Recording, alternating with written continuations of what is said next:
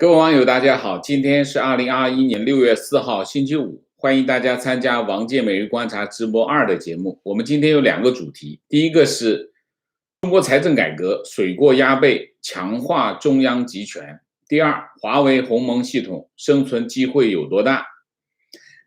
我们已经很久没讲财政啊，财政很重要啊，特别是中国财政更重要。我先讲新闻，6月4号。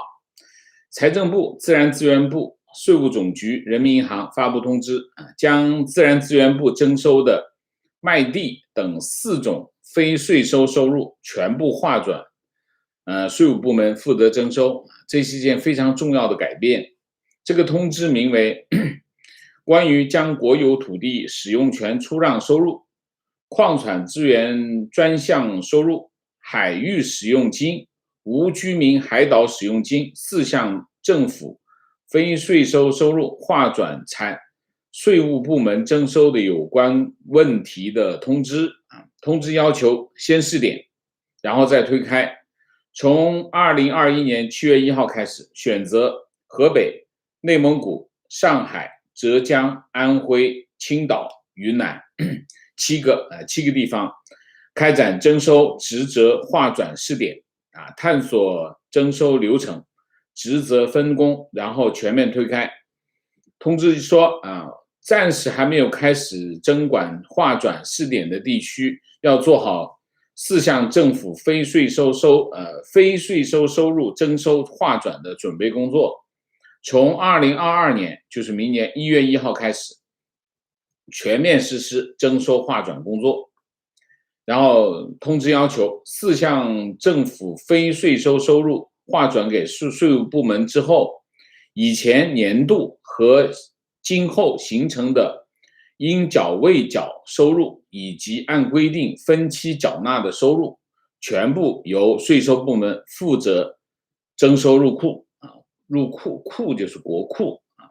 有关部门应当配合好相关信息传递和材料交接的工作。这是一项非常重要的改变，我们等一下一起来讲。那么税务部门应当按照国库集中收缴制度等规定开展收入征收工作，确保非税收收入及时足额纳入国库。那么已经入财政非税专户但尚未划缴国库的有关资金，由财政部门按照非税收收入管理制度规定缴入国库。那么大概是一件这样的事情。什么意思呢？那么中国政法大学施正文教授分析，他说呢，国有土地使用权出让收入是非税收收入中最大的一项，其实就是卖地收入。那么此次4项非税收收入划转这个税务部门征收，主要是落实2018年中共中央印发的深化党和国家机构改革的方案的关键一步，有利于提高卖地收入等征收效率，降低征收成本。真的吗？胡扯现在中国的这些专家出来讲这个事情都是胡扯基本上是胡扯征收效率你觉得中共什么时候关心过效率问题？效率问题从来不是排名第一的问题。什么排名第一？政治排名第一我们继续讲。2020年地方政府国有土地使用权收入，就是卖地收入，去年多少钱？8万亿，84142亿，同比增长15.9%。今年前4个月地方政府卖地收入21383亿，同比增长35%。那么国有土地就是卖地收入转为税务征收这个涉及到征管工作职能的调整，但是不会改变资金分配的格局就是中央地方分钱不改变所以呢，他说对地方没多大影响，当然这是骗鬼的然后就说了一堆这样的话。社科院社科院的一个研究员叫杨志勇说那么主要是要发挥税务部门的征管优势，把征管工作做得更好，这又是胡扯。好吧，那么我就把这个讲完。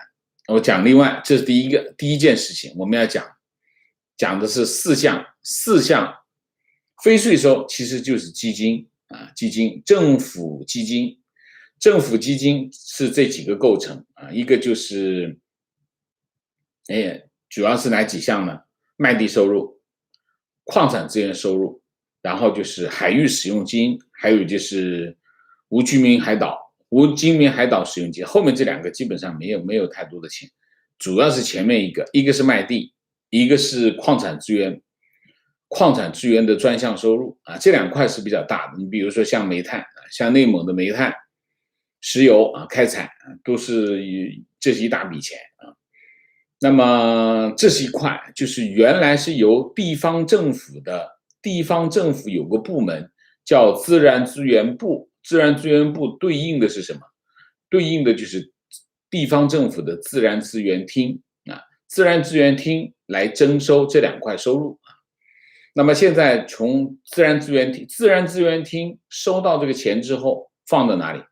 放到地方政府的这个财政国库当中。那么现在由什么呢？现在由自然资源厅转成税务局收，意味着什么？意味着这笔钱一收过来就直接到了哪里？中央政府的国库。中央政府的国库钱在哪里？就不在地方政府那里了，直接就进了中央政府的账上。区别大吗？区别非常大。这说明什么？说明两点。第一点，中央政府在抓权。中央政府抓权是从什么时候开始？从2018年开始。2018年做的第一个动作是什么？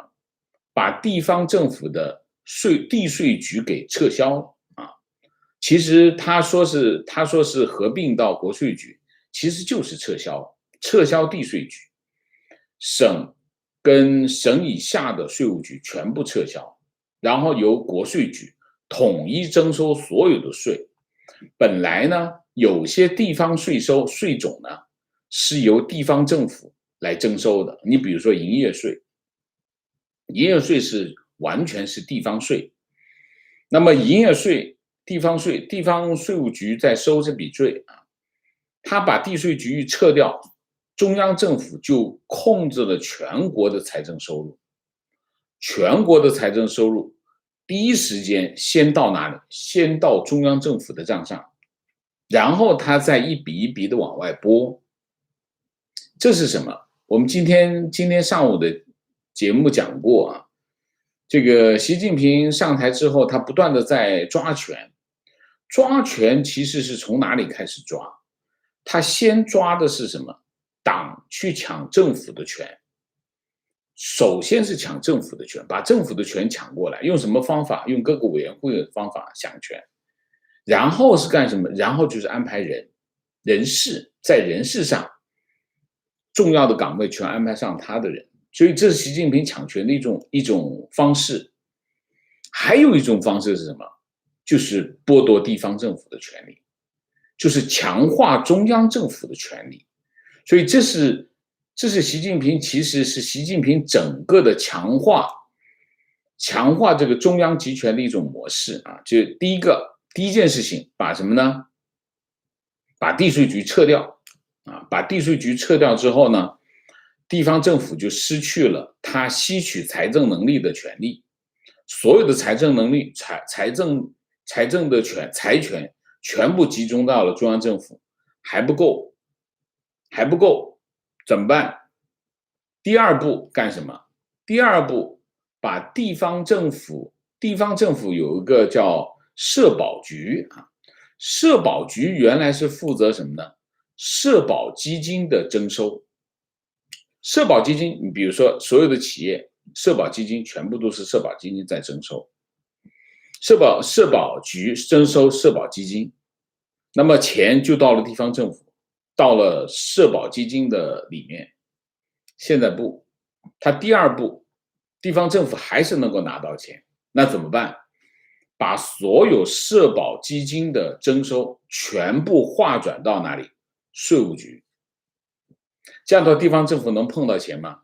碰不到钱了，这是第二步。但是地方政府还能碰到钱，卖地收入地方政府在征收。卖地的收入地方政府其实这笔钱很大，刚才我们讲过，一年下来有8万多亿啊。今年第一季1到4月份已经有2万多亿，2万1千亿。地方政府在征收这笔钱，征收直接放到地方政府的国库。这次呢，把所有的这笔钱全部划转给国税局。其实他所谓的税务部门就是国税局，不是地税局。这样地方政府第一，税务没有了；第二部分，社保没有了；第三部分，这个卖地收入全部没。现在地方政府等于干干净净的成了什么？光杆司令。光杆司令，然后全部要指望什么呢？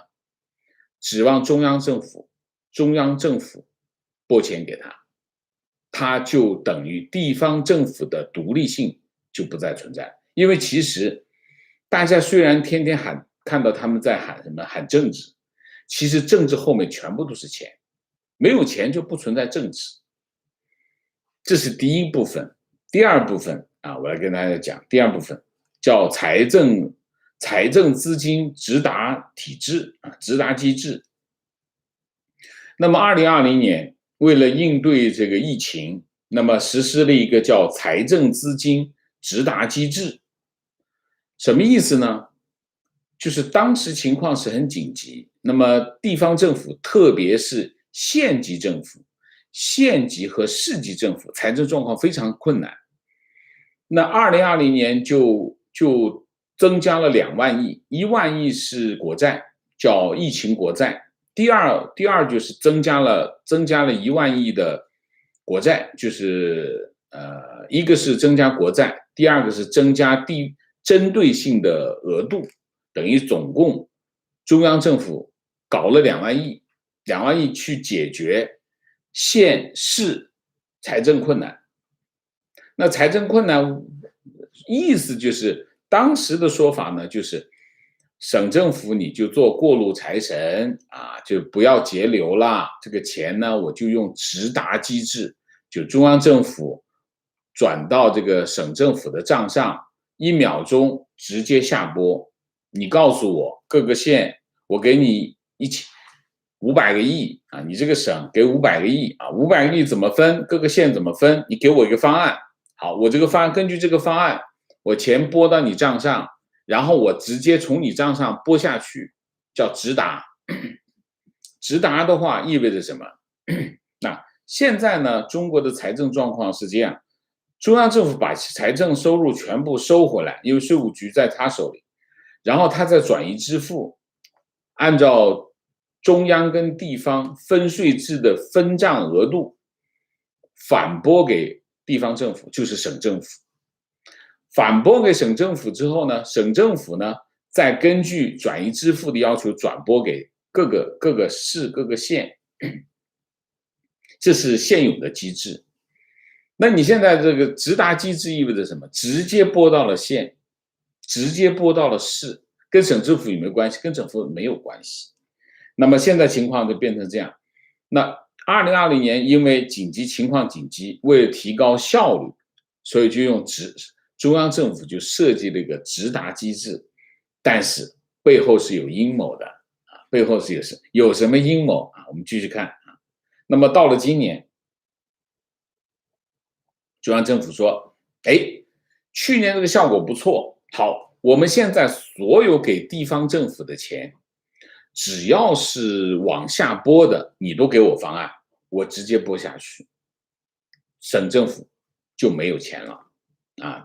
然后他就这样，财政部副部长许宏才表示啊，那么财政直达资金范围由原来的增量资金扩大到存量资金，增量资金就是新增加的那2万亿啊，那么存量资金就是我现在要拨下去的钱，我全部都直达了，全部都直达了。就是原来本来是只有那2万亿是直达，现在我全部都直达啊。那么资金规模增加到28000亿，那么基本上覆盖了中央财政民生补助资金。那么所以呢，所有中央政府民生补助资金全部都不过省政府，直接拨到了县和市啊。那么，总共涉及27项转移支付，主要是叫惠企利民资金，资金总额从2020年的1.7万亿增加到2021年的2.8万亿。基本上实现了中央财政民生补助资金的全覆盖。然后呢，许宏才说，2020年是增量资金，强调省级政府是过路财神，资金要分配到基层。到了2021年，涉及大量存量资金，因此要求地方根据本地的实际情况，确实省级要求留的可以留一部分，但尽量向基层倾斜。那么，而且由于预算下达时间更充裕，对省级细化分配直达资金的时间要求也从1周延长到30天。然后直达资金协调部门从原来的财政及审计、人民银行、民政、社区、人社、税务等部门又扩充了教育部、卫健委。大概就是一件这样的事情。然后就现在有超过90%的直达资金直接到基层和使用单位。具体的说，28000亿的资金当中，中央财政已经下达了2亿5790万2.5979亿啊。那么下达比例为92.1%啊。这件事情是什么意思呢？这件事情就是把原来地方政府拥有的财权继续削减，就是把手伸到了省政府的下属单位。那意味着什么？意味着省级地方政府的权力基本上已经削减到，他只能管到自己那一级了，就是省政府只能管到自己那级财政，他再往下的那级财政，他就中央政府直接手伸下去了。那是什么？这就是强化中央集权。所以你可以看到，中国经济越活跃中国经济最活跃的时期通常是什么时期？通常是地方政府积极性很强的时期。地方政府积极性越高，中国经济越活跃。地方政府积极性越低，那么经济就越不活跃。因为你要让经济活泛起来，地方政府是庄脚，中央政府是没有用的。中央政府在北京管不到那么多。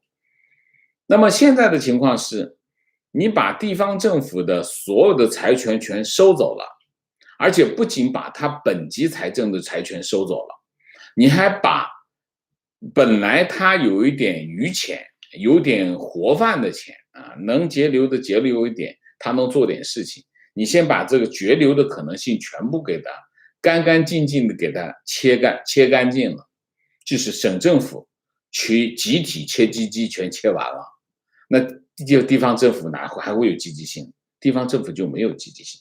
而且最重要的是，地方政府的投资冲动是很大的。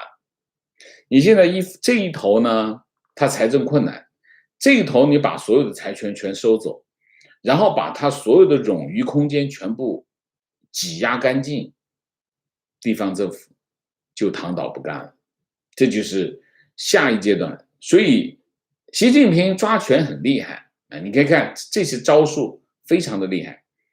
但是这些动作全部做完之后意味着什么？他把所有的权力全部抓到自己手里，但是把权力抓到自己手里，那底下人都不干活。底下人一不干活，经济你就等着看死吧就很简单这是一个我们今天的第一个主题。第二个主题，我们就讲讲华为的鸿蒙鸿蒙6月2号，华为发布这个搭载鸿蒙系统的平板电脑然后同步公布了这个100机换新计划。那么从6月2号开始到2022年上半年，华为旗下的新款、老款平板电脑，然后手机、智慧屏用户全部都可以升级用鸿蒙。那么鸿蒙面世了2年时间，那么现在正式开始进入大规模商用的阶段，也就是说鸿蒙真正的开始面世。之前虽然叫面世，但是没有大规模商用，没有大规模商用呢，其实意义不大。那么鸿蒙系统是面向全景式的分布式的操作系统，就是说在手机上你看见它，你在手表上看见它，在手机上看见它，在这个平板电脑看见它，在很多地方都能看见它或者是在汽车上也能看见它。所以呢，它的方向是针对万物互联时代的发展需要以及安卓系统和安卓系统走差异化的道路那么就是一个系统满足1+8+N全景式的这个需要那么如果讲华为推出鸿蒙原因是什么？原因当然是美国的制裁美国制裁2019年的美国川普政府宣布制裁华为。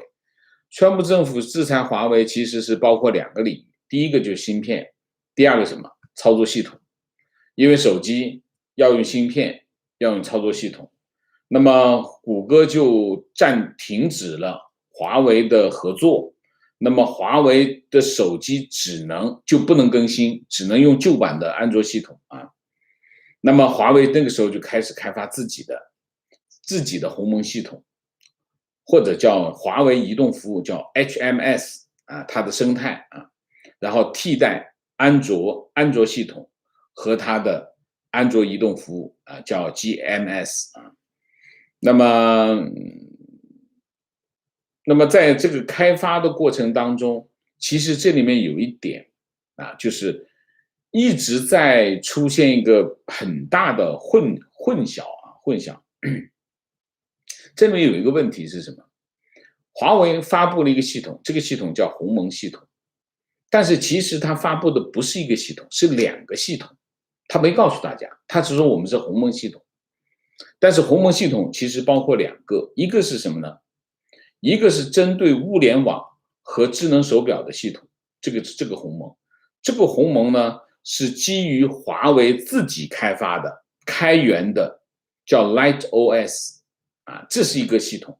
这个系统是针对物联网和华为的智能手表这个是他自己开发，他没有用其他的，没有其他的，他在外面讲的我们自主开发，我们用什么什么开发的，用什么什么技术开发，讲的是这个。但是它还有另外一个系统，也是叫鸿蒙系统。这个鸿蒙系统是针对什么呢？针对智能手机和平板电脑。这个呢，它是基于什么？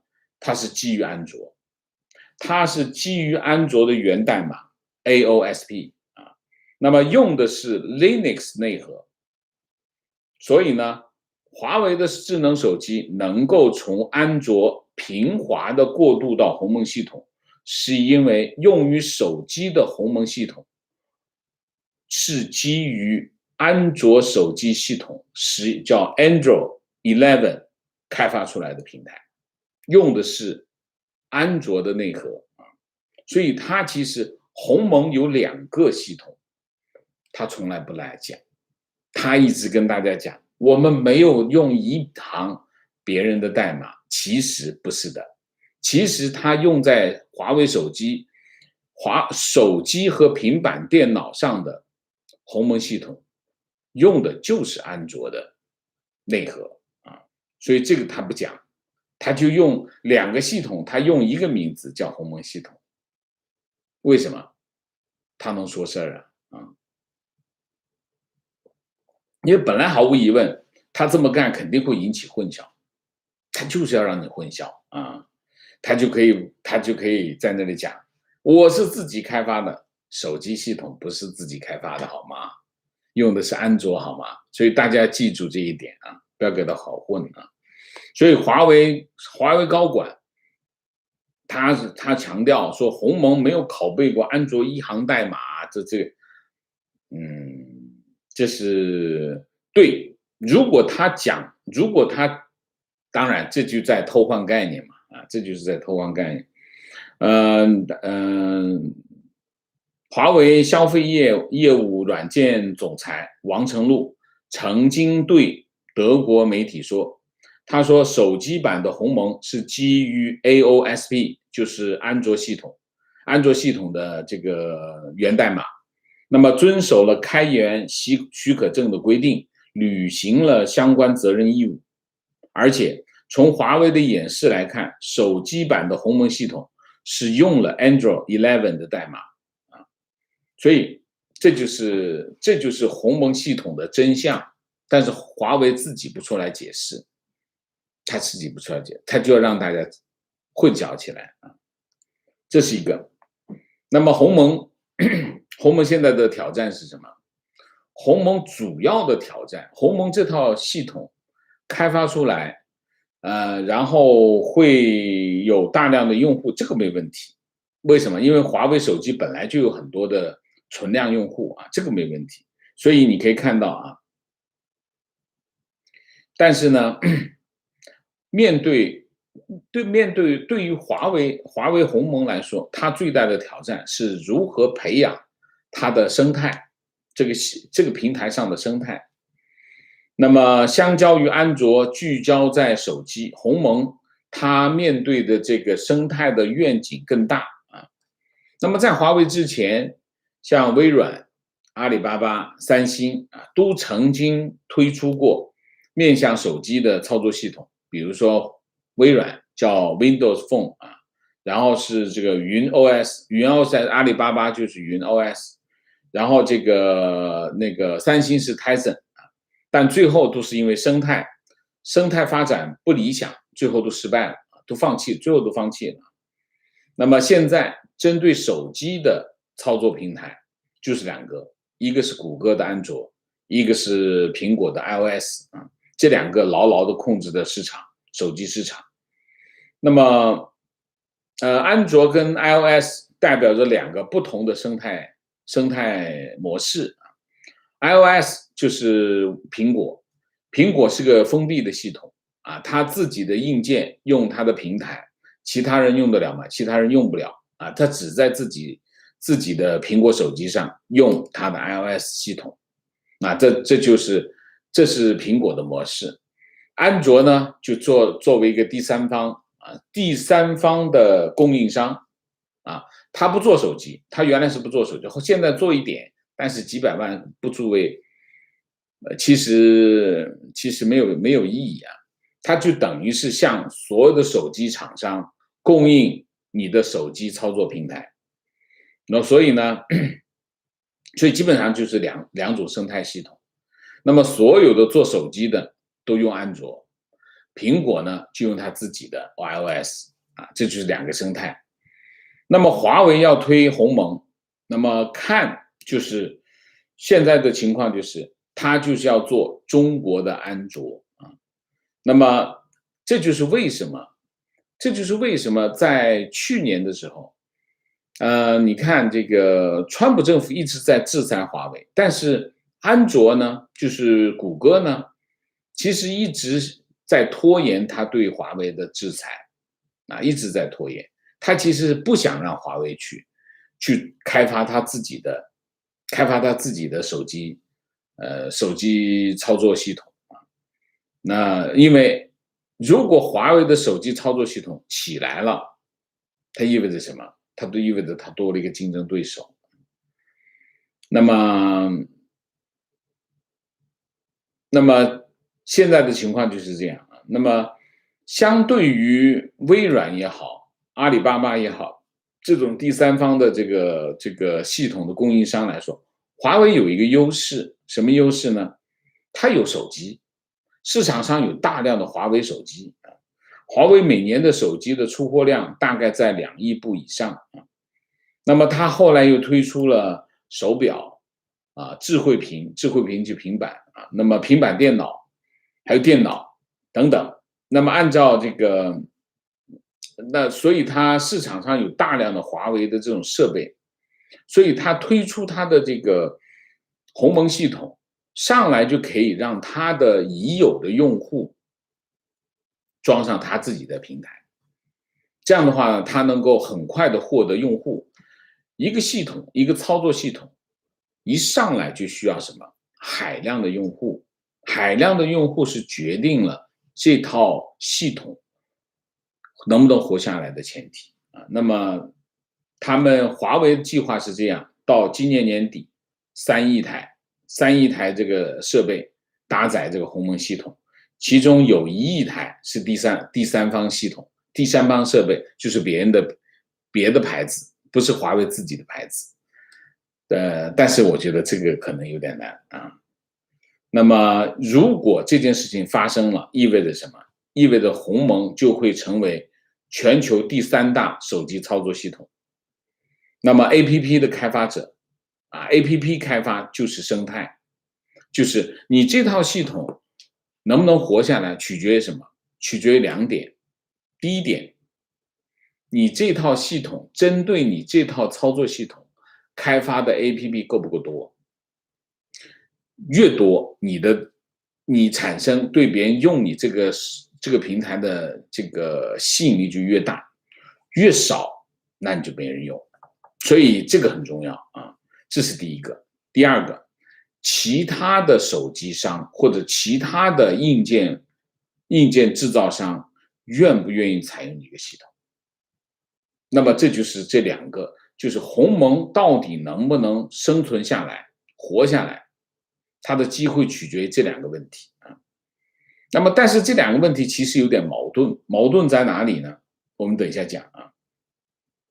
那么对于 APP 的这个开发者来说，你要在华为的硬件上跑到华为的这个商店里面去，装到它里面去，你就要针对鸿蒙系统单独开发。单独开发意味着什么？叫投资啊，这是投资具有风险。但是呢，华为呢，它的硬件有一个战略叫1+8。1+8是什么？1就是手机，8就是电视、PC、平板、车机、手表、耳机、眼镜、音响，8个，然后就通过跟手机进行交互啊，它叫1+8战略。1+8战略已经推行了很长时间，但现在的问题是1在跌，就是说美国一制裁华为，后果是什么？华为买不到芯片，那手机的出货量就在下降啊，下降。那意味着什么？意味着 APP 的开发商就要赌什么呢？华为能不能在手机上突围？如果能够突围，他又在上面开发了，用户在上升，他能挣到钱，他挣的钱他愿意开发，啊，这是一个情况啊，这是一个情况。那现在的核心的问题是，如果它的出货量，华为自己的手机卖的不够多，或者是在下降的话，那 APP 的开发商就不愿意针对鸿蒙系统去开发它的 APP， 这就是个问题。问题在哪里？问题是华为手机已经开始失去市场地位啊。2021年第一季度，今年的第一季度，华为手机销量排名已经跌到了全球第6，原来是全球第1，现在跌到了第6，市场占有率暴跌到了4%啊，这是全球市场。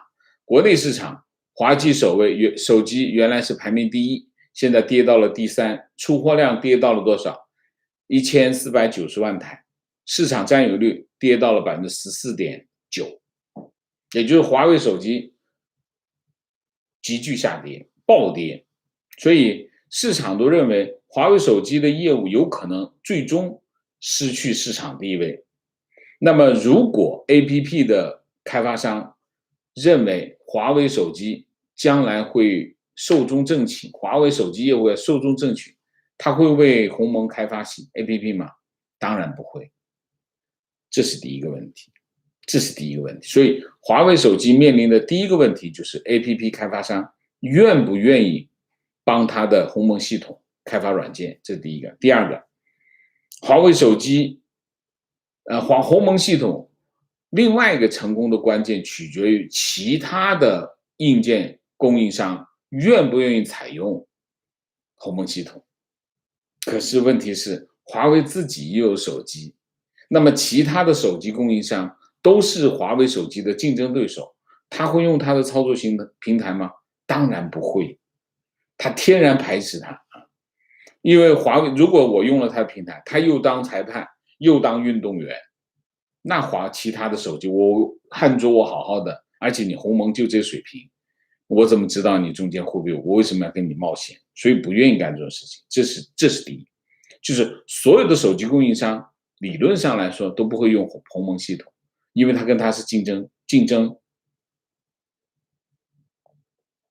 对手。那么除非你不做这个手机供应商，你不做手机供应商，你这些平台从哪里来？平台你怎么去增长用户？另外还有受到谷歌有个反分裂协议，反分裂协议是什么意思？就是原来的手机供应商很难把他的手机系统从安卓替换成鸿蒙，替换不了，没有，就是它有一个反分裂协议。那么所以呢，这意味着什么？意味着手机供应商它只能在安卓和鸿蒙之间2选1。那海外市场就不用说了，国内市场，就算国内市场，国内这些手机供应商，他凭什么放弃安卓来选你鸿蒙呢？所以呢，截至目前为止 ，OPPO、小米、vivo 这些头部的大的手机供应商都没表态，说我要用鸿蒙，没有说啊。那么唯一表态的是谁呢？魅族本来就不行，在市场上不行，而且魅族讲的是什么？不是用它的手机，用它的智能灯泡，用鸿蒙系统啊。那么目前鸿蒙系统的合作伙伴设备基本上是家用电器啊，像美的啊、九阳啊、苏泊尔啊，而且这些用的家用电器都是华为没有涉足的领域。那么，所以他们之间没有竞争关系，所以他愿意用。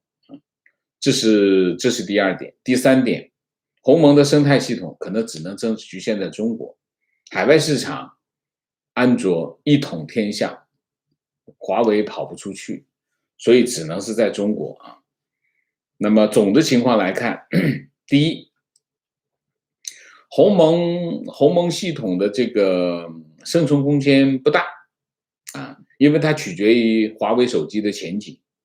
那么如果无法解决芯片的问题，华为手机萎缩不意外。那么华为手机在萎缩啊，那么你的增量会越来越少，然后其他的手机供应商不用你这个系统，那意味着什么？意味着你这套系统将逐渐的萎缩。你这套系统逐渐萎缩 ，APP 供应商也不会帮你开发软件。那不帮你开发这个手机应用软件的话，你的生态出不来，你生态出不来，就有那其他的手机就更不愿意用你这套系统。那不用你这套系统，你这系统就活不下来啊。这是第一个。第二个，华为到目前你看从这个情况来看，华为要是真的把它的赌注放到这个鸿蒙系统上来说，那华为的未来就危险啊。那么但是如果你可以看啊，汽车它已经说了，我不造汽车，我只造汽车的车载系统。车载系统有机会，但是对华为这么大的体量来说，车载系统不够吃啊，所以车载系统不够吃。那么鸿蒙系统现在存活率并不高，然后5G 还在赔钱，海外市场出不去，所以华为未来的前景不明朗。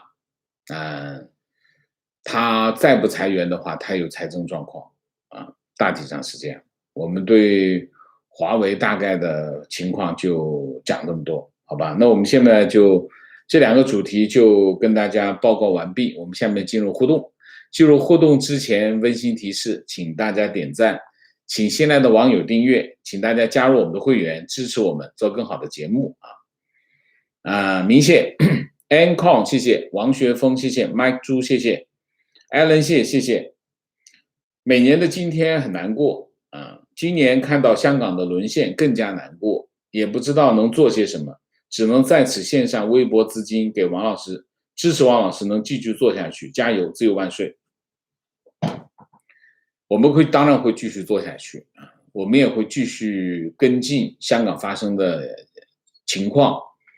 那么我们可以通过这个各个社交平台看到，香港虽然沦陷，但是香港人并没有屈服，香港人用各种方式来表达对6·4的纪念。当然，其实香港人纪念6·4不仅仅是纪念6·4，他更多的是通过纪念6·4表达他的反抗意志，这种反抗意志更重要。所以你可以看香港人没有屈服，香港人没有屈服。所以我在推特上说，我说香港人是最牛逼的中国人这是有道理提问：王老师上期视频为什么要为中国官员鸣不平？什么时候为中国官员鸣不平？中国官员几乎没有一个无辜的，他们这样搞不是狗咬狗吗？是因为这样不合法，他们能用违法手段搞官员，就能这样用方法对付你，所以我们要反对吗？我不知道你问什么，我为中国官员鸣不平了吗？我不知道你在说什么。你能再把你的意思再讲清楚一点吗？我们上一期的节目讲的主题跟中国官员鸣不平，我不知道怎么来的。上一期我们讲的很清楚，习近平正在把中共带向什么？带向输共的那条路。我们这上期的节目讲的是这个，怎么会跑出一个为中国官员鸣不平来？你的逻辑是什么？你能再跟我说一下吗？好吗？什么意思？你确定你看了那个视频吗？好吗？你再讲讲。我们这个节目是个新闻节目，我是在报道新闻，我尽量的让自己能够表现的专业、客观，然后通过我们的专业分析，让大家清楚的看到发生了什么事情。至于这件事情发生的到底，我们应该怎么去评价它？我有我的看法，大家可以保留自己的看法，就是这个。我不知道你怎么会跑出一个我为中国官员鸣不平的这样的看法来好吗？情况：微信现在只要发有蜡烛的图片，图片信息就只能自己看见，别人看不见。OK。提问：中央政府把权力都揽过来，习的权力越来越大，越来越集中，这样把地方政府的权力和资金都截断，是因为害怕政权放权，还是因为习觉得大权独揽，已经没有人敢有意见了？目的是什么？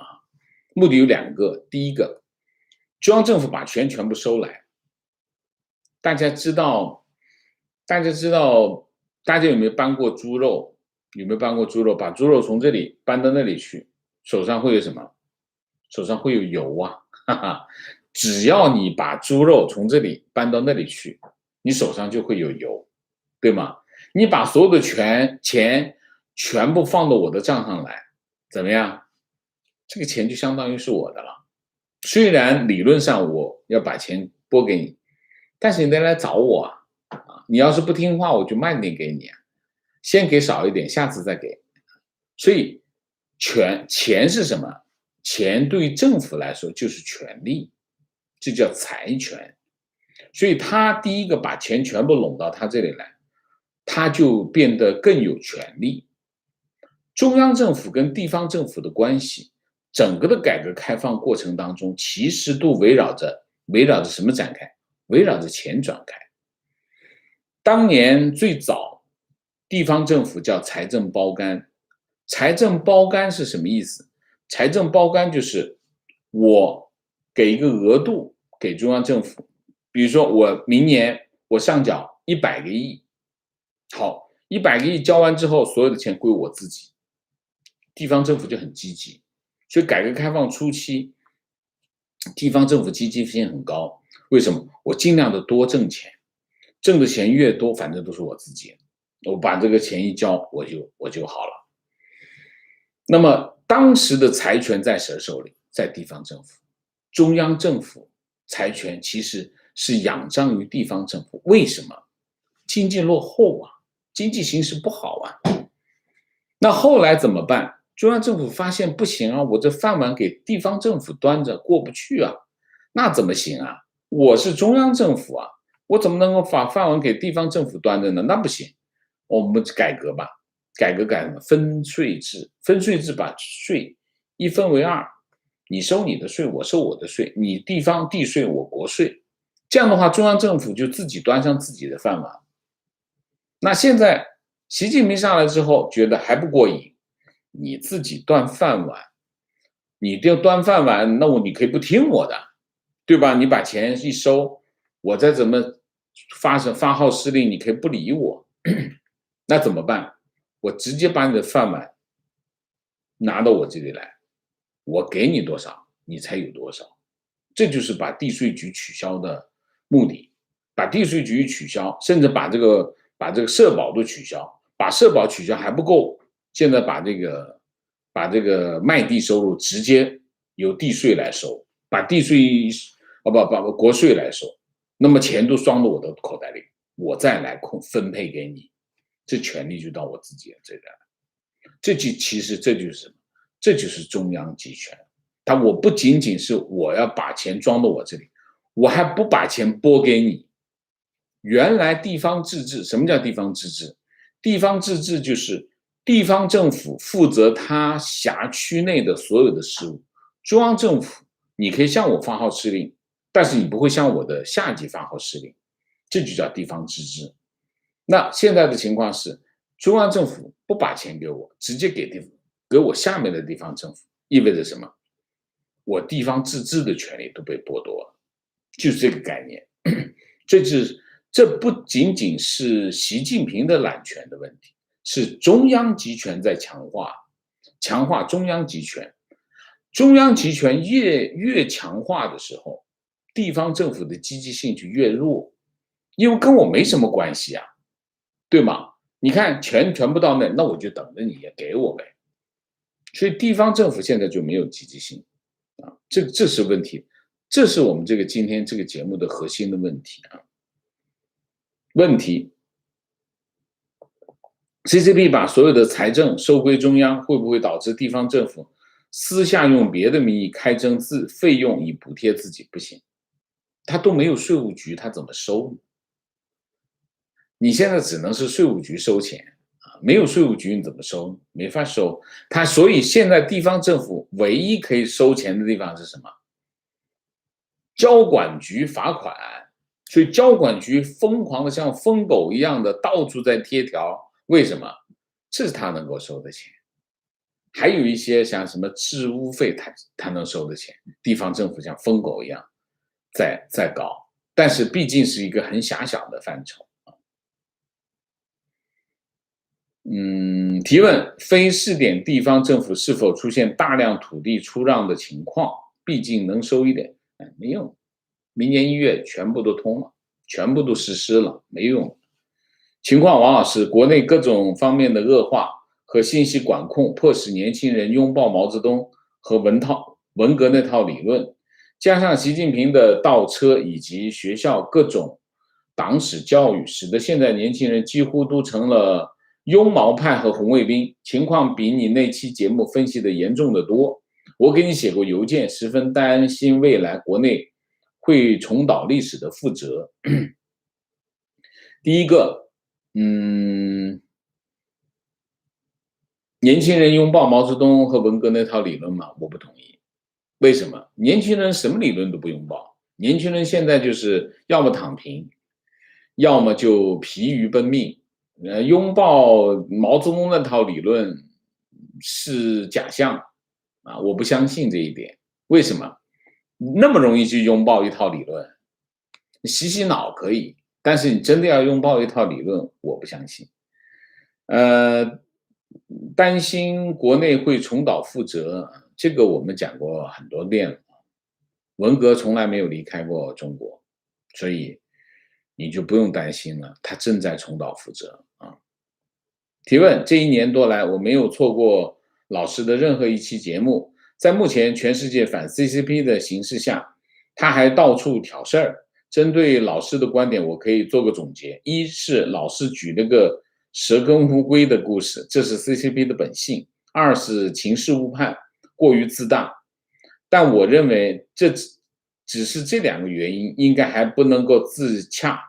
能不能请老师再进一步深层次的分析一下，是否可能还有其他的原因？你都认为我不能自洽，那你就说说为什么不能自洽，好不好？你说呢？你认为我不能自洽，那我还根据你认为我不自洽，我来自己分析一下我为什么不能自洽，你这讲不过去嘛，对不对？你应该认为你这个不自洽，对，没问题，但是你告诉我我哪里不能自洽，这是第一。第二，你认为我有这1、2，那是你的认为，我并没有这么说过，所以你要证明你的观点是怎么样，对吧？你说是不是啊？所以，我经常遇到的情况是什么？就是有网友把他认为的观点安到我的头上，让我回答这个问题。我不能这样回答问题啊！我只回答就事论事的问题。有一件什么事情，这是什么，我回答。但是你把我的观点列出来，然后那是我的观点，然后要我来回答，我不回答，好吗？情况打卡 HK， 王老师你好，我是上次向您报告离岸人民币汇率的某小基金外汇交易员。昨日从圈内获悉，大陆舆情管理陡然转紧，多个微信写公众号的交易员因为写了一些无关痛痒的市场看法，被央行隔空指导，致电行里领导，勒令这些人删号停更。有几个很有影响力的大 V 因言获罪被处理，引咎辞职。为什么呢？他们的公众号讲的是什么呢？讲的是什么方向？就是外汇，人民币，它是讲人民币涨啊，还是讲人民币跌呢？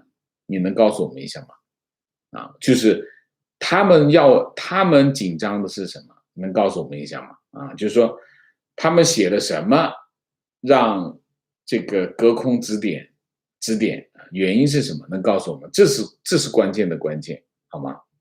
提问：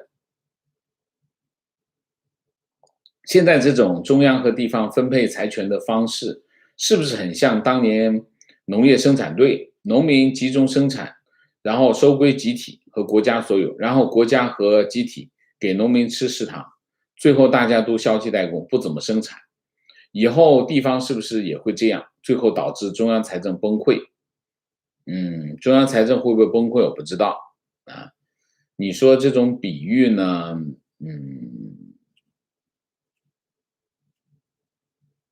不能这样比喻吧？应该是什么呢？应该是，它是这样，应该是这样，大家全部出去出工，出工之后呢，然后秋天的时候收成呢全部都收回来，粮食呢就放到集体的生产队的粮仓里，然后再根据每个人的工分，再把粮食分配给每个个人，就是这样，实际就这种模式。那中央财政会不会崩溃？中央财政肯定不会崩溃，为什么？因为他钱都装到他口袋里，他怎么会崩溃？要崩溃也是地方财政崩溃啊。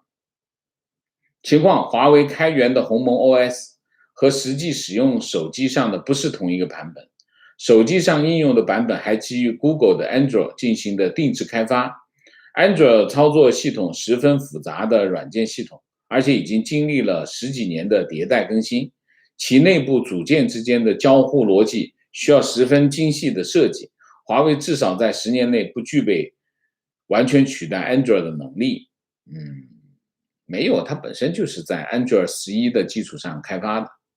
鸿蒙用手机的版本，我刚才讲得很清楚，鸿蒙的手机版本就是基于 Android 11的内核开发、定制开发啊。观点，王老师，鸿蒙实际上有个版本，2个版本，我刚才讲过了，你没有听到吗？观点，装鸿蒙的手机只能在国内用，国内其他手机品牌还可以用安卓，而且又不贵。安卓肯定比鸿蒙好用，为什么民众要买又贵又不好用的手机呢？继续不看好华为手机。OK， 观点，华为因为被制裁，不能用安卓，自己开发了鸿蒙。先不要说这个抄袭了安卓有多少，华为可以以为鸿蒙可以像微信或者微博一样，靠着10几亿市场可以发展。你还没搞清楚状况。我再讲一遍，鸿蒙系统有2个，一个是针对物联网和华为手表的，叫他自己开发的一套鸿蒙系统，那全是从里到外，从上到下，全是他自己写的，而且他把它开源了啊，这就是Light OS 啊，这是一套鸿蒙系统。另外一套系统也叫鸿蒙，那么针对的是什么？针对的是华为手机和华为平板。它用的是什么？安卓的Android 11的开源代码作为它的内核进行的2次开发啊，所以这个它的内核是安卓的开放的源代码，以这个为基础进行的2次开发啊，所以理论上来说，它就是个安卓系统，只是安卓系统的定制开发版而已啊。观点，鸿蒙手机版有海量用户也没有用，因为本质上还是安卓。只要正牌安卓里有更好的 APP， 那么鸿蒙用户就会不断的要求华为升级鸿蒙贴近正牌的安卓，还是改不了用户对安卓的粘性。我认为下一个真的能挑战苹果跟安卓的 OS 应该是脸书的 VR 眼镜系统。我们扯远了吧？情况，美的宣布将会开发使用鸿蒙系统的智能家电，打造鸿蒙的智能家居生态系统。华为、美的OK， 搭个车吧，反正又不要钱，随便怎么说啊，不要本钱的牛皮就吹一下呗啊。情况，在某211大学的计算机学院，仍然有大量的教师相信鸿蒙这种东西，即使是开发 Android 的相关教师也对鸿蒙深信不疑，煞有介事的让学生研究研究，反映了高校与一线技术的严重脱节。别人就演个戏，你还当真了啊？提问，王老师对鸿蒙系统分析十分有道理，请问这些情况，华为在做决策开发鸿蒙的时候，有没有想到今天的市场情况？如果想到了，为什么还要硬上？好问题啊，这个问题我愿意答。我不觉得他一开始就想过，我认为鸿蒙根本就是个急救章。什么叫急救章？就是那边一制裁，这边就慌了手脚，怎么办？我们自己搞一个呗，大概就是一个这样的东西。共产党嘛，就是我还是那句话，干正事儿不就千疮百孔啊，就是这样啊。所以他有没有想到？他没想那么多。你制裁他手机那么多手机在卖着呢，怎么办？他只好搞鸿蒙呗，啊，是这样的。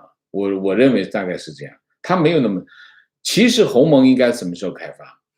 鸿蒙当华为已经成为销量排名第一的时候，他就应该开发鸿蒙，不应该等美国制裁。为什么？很简单，那个时候他如日中天，手机业务蒸蒸日上，那个时候他去开发一个自己的手机操作系统，反正他出货量大，他那个时候有机会啊。那你现在芯片也买不到，你手机业务芯片买不到，手机业务一直在跌，因为你没办法做高端的手机，都是中低档手机，中低档手机你竞争力还是有限，也挣不着钱，所以你这手机业务走下坡路，你这个时候出鸿蒙有什么用呢？我认为是用处不大。提问：行政手段有多大程度影响其他手机生产商使用操作系统？你就让别人死呗。我不觉得这个华为的这个那个叫什么东来着？他们那个消费产品的 CEO 说，哎，用行政手段规定所有人都用鸿蒙，那当然，那这可以啊，你可以啊。但是问题是，华为有没有那么牛啊？有没有那么牛先？有那么牛再说，现在不一定有那么牛啊，因为这里面涉及到重大利益。你就是把整个中国手机行业全灭掉呗。但问题是，做不做得到呢？如果做到了，我们再看；做不到，吓唬人也没用啊。观点：鸿蒙能生存的核心是拥有大量的终端用户。目前，华为海外手机业务因为谷歌限制和芯片短缺，手机业务已经基本处于停摆状态。之前拥有的手机用户存量，在未来1到2年基本上会换机到其他品牌。鸿蒙的机会窗口也就在明年，非常对啊。但很显然，这个时间太短，华为无法完成鸿蒙的海外覆盖，国内只是个变数。如果国内手机厂商不跟鸿蒙，还是继续用安卓，那么鸿蒙在国内没戏。华为指望通过手表加手机加8加 N 的产品来落地鸿蒙战略，没有手机就是无源之水，非常对，就这个意思啊。其他的手机厂商一定不会用，我凭什么把你养大？凭什么？你还跟我竞争？我凭什么用你的呀？我安卓又不是不行，我又没有被谷歌制裁，我为什么不用安卓？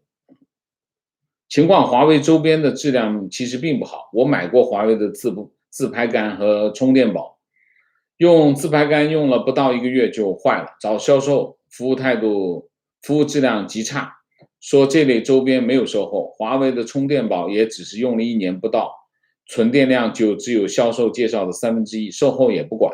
买了一个华为的体重秤，华为高级一点的手机无法连线，其他的品牌手机更是不可以，而且一些数据又只能在手机上看，极其鸡肋。我找售后要退货，售后说不是质量问题，不退。我想问6，再也不会买华为的周边。OK，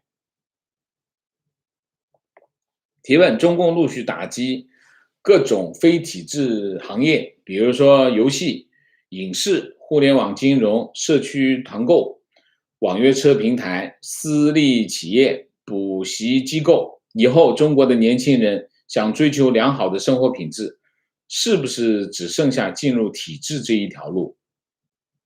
那我不知道，那开个小饭馆总行吧？你说呢？所以良好的生活品质，进入体制就有良好的生活品质吗？未必吧。啊，你去单位，我不知道你有没有去这个政府部门工作过。政府部门工作有的时候生活品质很差的，特别是你的领导啊，领导那真你要看你碰到什么领导，然后你在哪个单位干的是什么，这个很重要。在中国没有公平的概念，所以差异就非常的大。观点：香港的本土派之前对6·4一直不太感冒，认为那是邻国的事，建设民主中国跟香港没有关系。经过反送中运动，才对中国的民运人士更加感同身受，中共是他们和中国人的共同敌人。观点：以前官场的风向标是以政绩和人脉为风向标，现在的风向标就是看谁的格局大，谁会拍马屁。格局大是什么意思啊？你们跟我们解释一下好吗？观点：这一段时间深圳、广州疫情充分反映了中国特色政府治理的实际，这样的国际先进水平不会令全世界其他国家信服。群众在崩溃的健康码前无能为力，公务员则不需要廉政码，在学习强国达到极峰就可以了。疫情很严重，我看到几个情况都反映的就是广州、佛山疫情很严重。那么现在的情况是差不多是准封城，就封了一半了。那么广州主要集中在芳村和荔湾荔湾和芳村这两个区域。